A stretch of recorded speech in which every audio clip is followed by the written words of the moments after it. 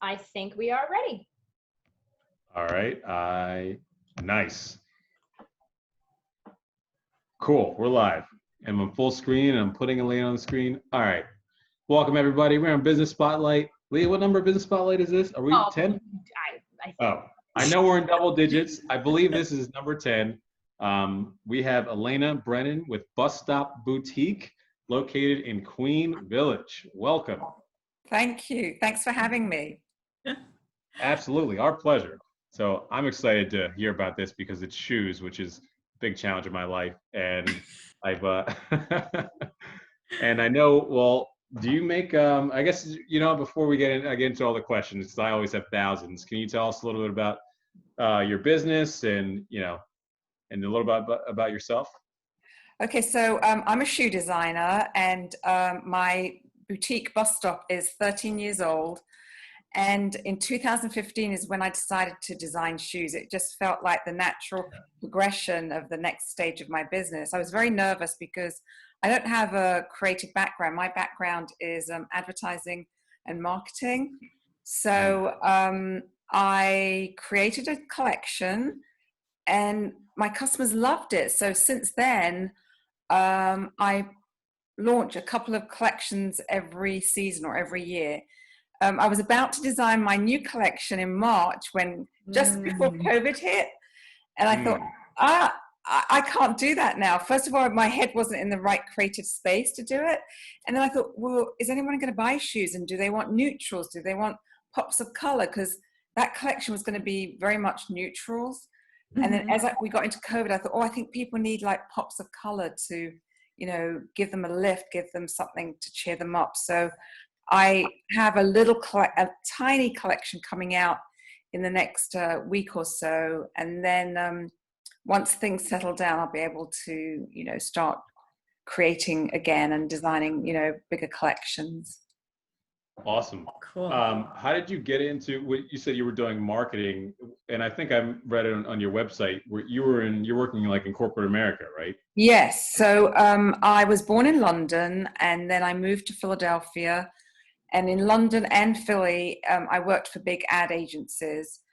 And I loved it. I really, really did. And then I kind of lost the passion for it and the respect because our clients were just not respecting us anymore.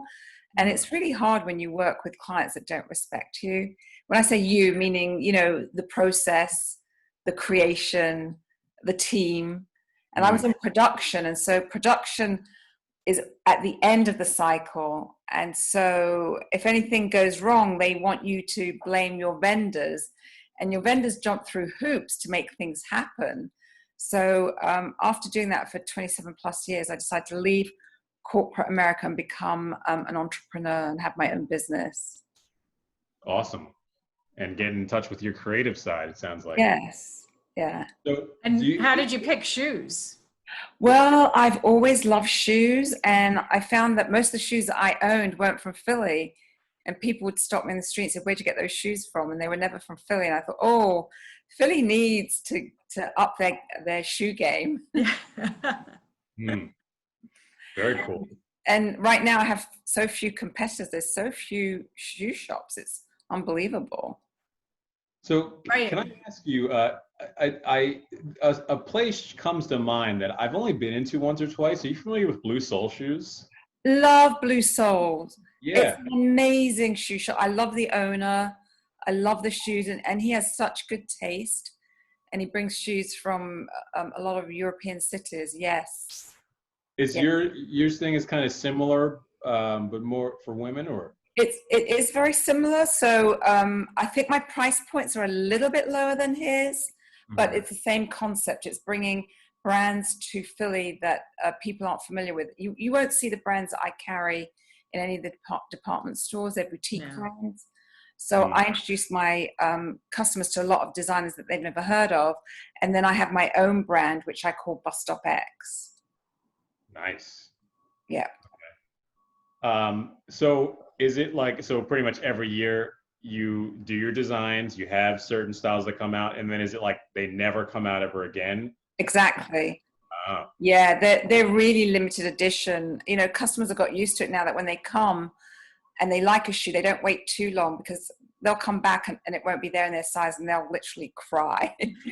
And you know, a new customer will be in the shop with an older customer I've had for a while, and she'll say, if you like it, buy it now. Don't wait, because you'll come back and it won't be here and you'll be so upset. Yeah. And that's for the shoes that you design as well Yeah. as the other As brands? well as the other brands, because the other brands that I carry, I order them 6 months in advance, and they literally make as many as each shoe boutique orders. So like if they get 10 orders from 10 different boutiques, they don't make extra. You know, they're not mass produced. So what do you think the average person, like, I've never actually made an order from Blue Soul Shoes. Because in my mind, I first of all, I like rarely go shopping. I go shopping like once every 2 years, probably.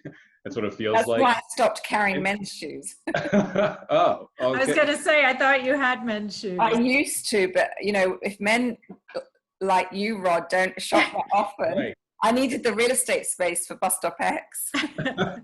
So like paying maybe a little bit more of a premium for a more quality designed shoe. Like, I know so little about shoes. Do better designed shoes like last a lot longer and end up being worth money? They Right? do. Like I tell customers when there is a certain boutique brand that I carry, and I say it's a little bit more than you probably really ever want to spend, but they're built to last, and they're classic with a twist. So you can buy your high fashion items at a low price point. You can buy, you know, casual items, but when it comes to something that it's like an investment. So you buy something that's good and it's going to last you. You could buy, you know, 2 or 3 pairs for that same price, and they won't last as long. So I think customers now realize that, you know. Okay. But I have to say, price points. I'm a huge fan. I love your store. And I have a couple of pairs of your shoes, and they're shoes that I've had for years. There's one pair in particular that I've traveled in. I've walked around London in, you know, for a long weekend or whatever, and they look as good as they did when I first bought them. Like, Yeah. they don't stretch out too much, but they're so comfortable that I can wear them constantly. Yeah, I had a customer that came in and bought a pair of my Bus Stop X Oxfords, and she went to Italy with her husband, and her husband was complaining that his feet were hurting him the whole time they were there, and she wore her Bus Stop X Oxfords. She said, my feet were fine. You know, so. I would think you would have like a bunch of raving fans. Like, do you just have kind of like a growing following of? I have a cult following. So what do you do? Like, how is running an actual shoe business? Like, were you always on your 4th Street location? I was. So I opened in 2007 in a much smaller space, but still on 4th Street. And then the recession hit. So I had to switch gears and start bringing in shoes at lower price points. So I was in that location for 5 years, and then I moved to my current location, which is about 1,100 square feet. I moved there 8 years ago, and I like 4th Street. I took a chance because really when I opened Bus Stop, there were very few other businesses. It's on Fabric Row, so it was mainly fabric shops, and I wasn't sure if they would really welcome me, but they did. And since then, now there are so many other businesses on the street, and it's a thriving street for shopping and cafes and flower shops. We have a little kit cafe too, but now with COVID, there are no cats in the cafe. Yeah. Yeah. That makes sense. I'm sure their business slowed down. So it sounds like what you just said about it when you started in 2007, then the market shifts and then you had to adjust. Is that similar to what may be happening to you right now? Or are you changing price? So, no, I haven't done that yet. I really pride myself on customer service, and people love coming into my brick and mortar. And when we were closed for 3 months, I thought I have to do something, otherwise I'm going to go out of business. So I had a website which I had soft launched back in November.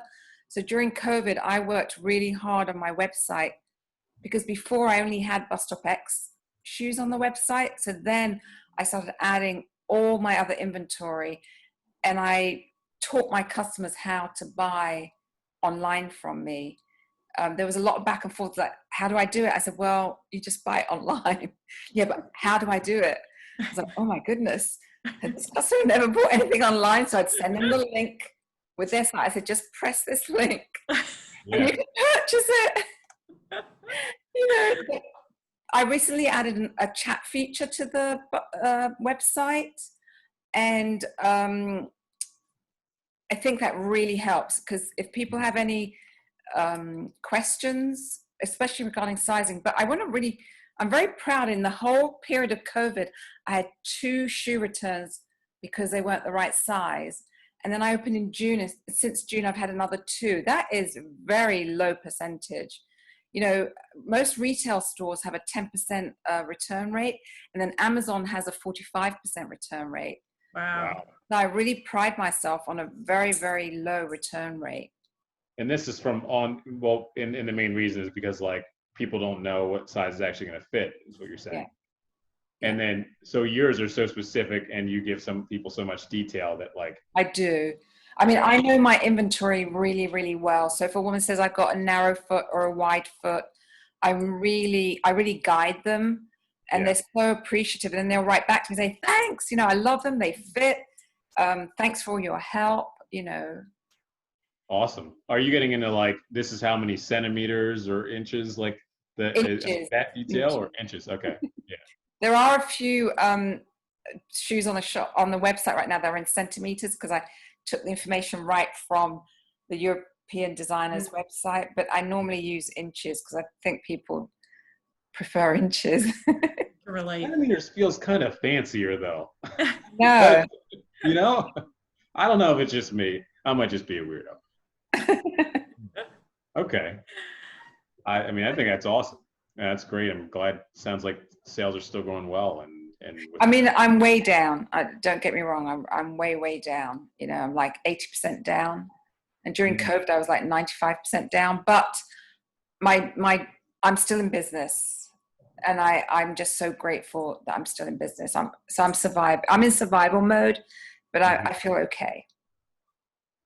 So do you feel like when it's going to come back, you know, if shopping will open, or you'll be able to make it through the winter, if things stay closed through the winter? And I just hope we don't have another lockdown.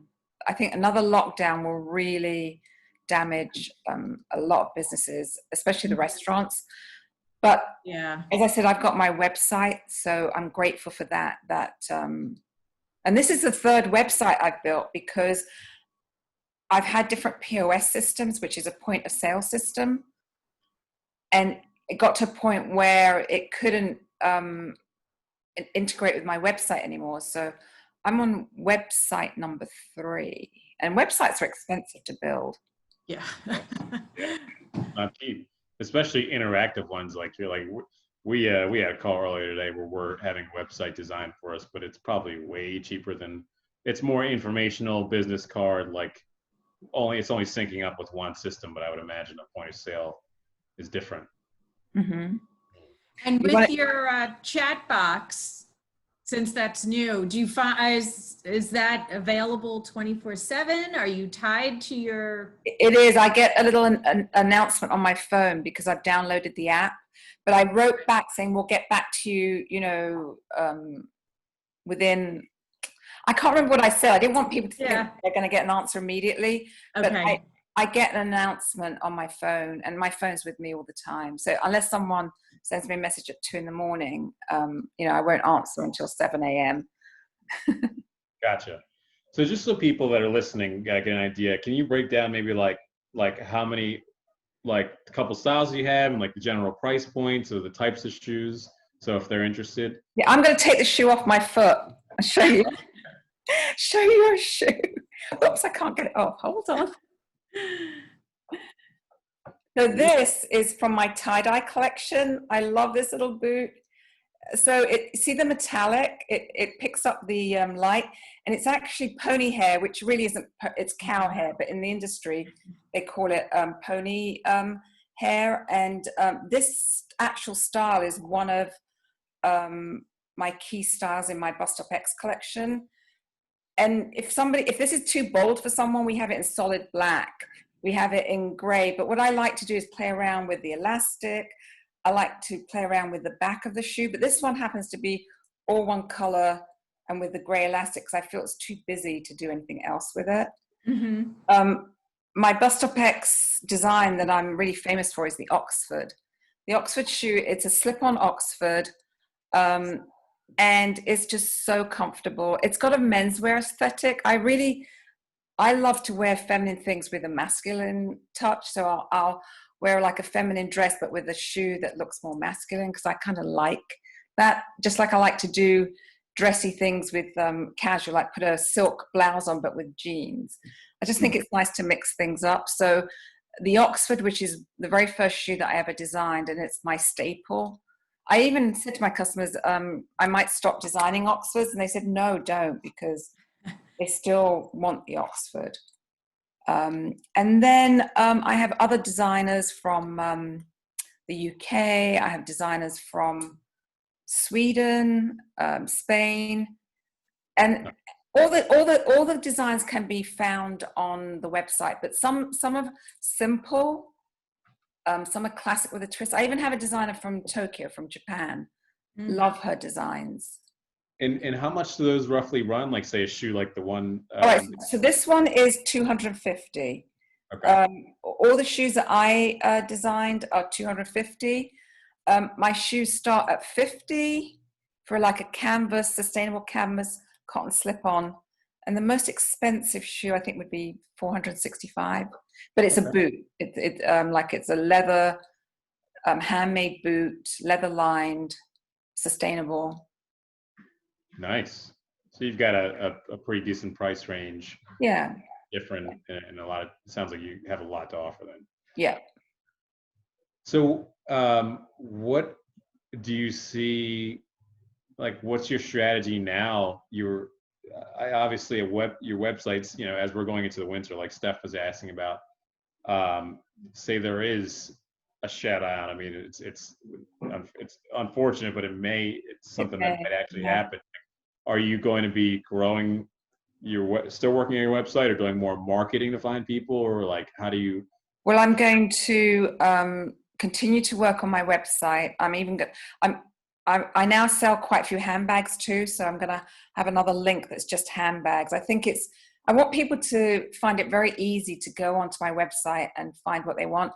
And I just hired a company from the UK to do my SEO. I think SEO is really, really important. And I'm talking to a local PR firm. And then the other step would be to do paid advertising on Instagram and Facebook, because Instagram really works for me. I posted a shoe on Instagram a couple of weeks ago and I've almost sold out. In one day I sold 5 pairs. That's the beauty of Instagram. Yeah. Yep.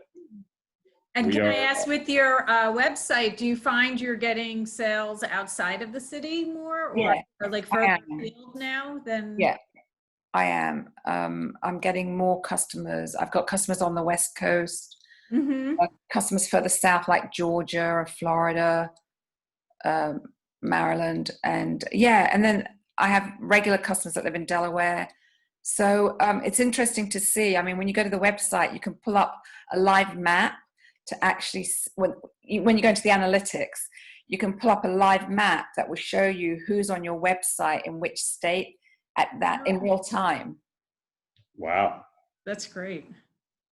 Yeah, there's a good analytic. Is that through like Google Analytics or? No, it's through the platform that I have my website on, which is Shopify, which is a platform that a lot of retail boutiques or retailers, whether they have a boutique or not, Shopify is a really good product to great analytics. So how many shoes, like you were saying, like if you sold 5 pairs the other day, are you making just like a couple dozen of each? Yeah, less than that. So maybe 15 pairs of each style. And then with the other designers, I may only get 8 of each style or 9 of each style. So it's really, That's really really tight. Mm. Yeah. Do you see yourself always carrying yours and other people, or do you see your? I was going to phase out and not carry the other designers, but I think it's a nice mix. I was going in that direction pre-COVID. Mhm. I was even looking at a second location in LA, and that was going to be just Bus Stop X. It was just going to be my own brand. But I like the mix. I've really cut back, and I've really tried to focus a lot on female designers. I still do have some male designers. I'm looking to bring in some more Black-owned businesses. There are very few, and I don't know why, Black shoe designers, but I have found some. So I have reached out to them. So I really want to diversify.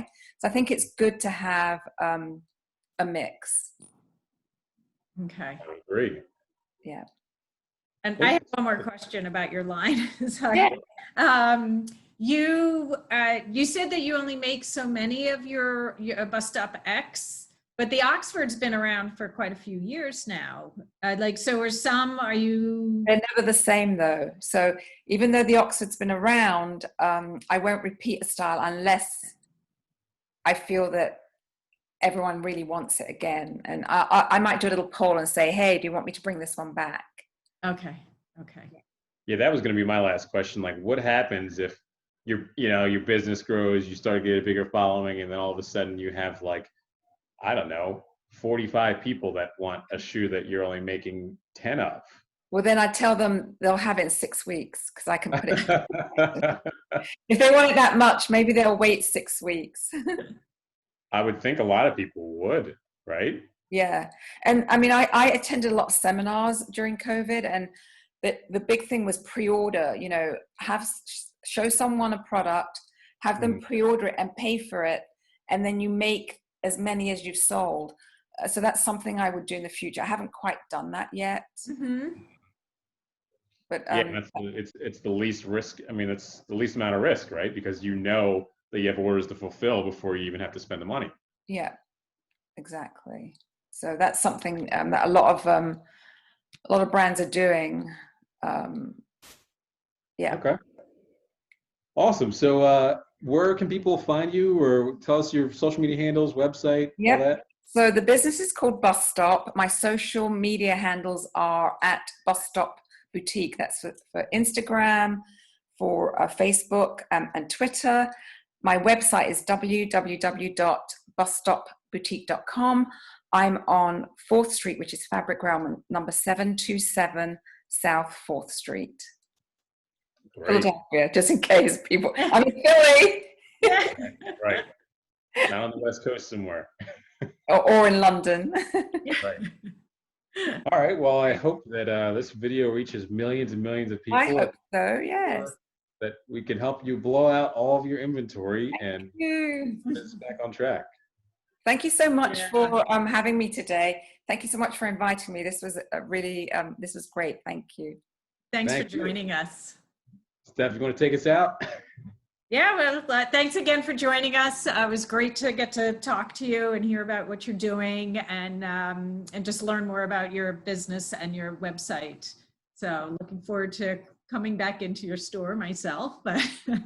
Oh, and I think Leah said that you're offering a discount for anyone. I am. So if anybody finds me through you guys, they will get 10% off. So I think how's the best way to do it? If they DM me or reach out to me, do my chat feature on my website, just say, hey, I discovered you, and I discovered you through this venue, this channel. I discovered you through the Limitless YouTube channel or something. And then what I'll do is set up a code just for Limitless, and so that they can put the code in, and then they'll get 10% off. Okay. That's great. Awesome. Yeah, let us know or send us the code once you set up if you can, and then I will. Actually, I'll set that up later today. Perfect. Yeah, and if you send that over, we'll get it out to everybody. Yeah, I wanted to try and run out and vote. I don't know if my local voting station's still open, but I've got my mail-in ballot, but I'm not mailing it. I want to hand it in. Drop it off yourself. Good. Nice. Well, good. Go get that done, and thank you again, and we'll see you soon. Thanks. All right. Yeah. Have a good day. Bye. Bye.